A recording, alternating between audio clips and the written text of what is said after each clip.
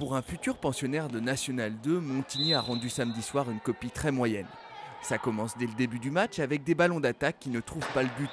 Un manque d'efficacité qui se confirme même quand les Vertes essaient d'emballer la partie. Sur les balles de contre, elles se heurtent à la gardienne adverse. Puisque l'axe semble compliqué, Montigny tente les extérieurs, mais là aussi les tirs manquent de conviction, du pain béni pour la gardienne. En face, les nordistes en rouge sont très loin d'enflammer le gymnase Pierre de Coubertin. Les attaques sont sans rythme et les frappes sont molles. Mais l'ES Arquez n'est pas distancé au tableau d'affichage, car décidément dans cette première mi-temps, rien ne fonctionne pour l'attaque verte. Ici, le tir trouve à nouveau le poteau et pas les filets. Autre exemple, sur ce ballon de relance, les rouges interceptent, une interception qui va d'ailleurs se conclure quelques secondes plus tard au fond des filets. En fin de mi-temps, le ballon circule mieux côté vert et le réalisme revient.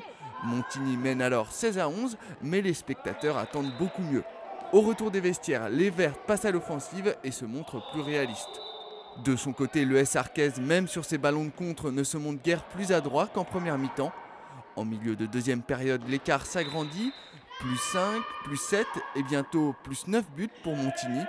Finalement, les joueuses de Stéphane Paysan l'emportent 29-23.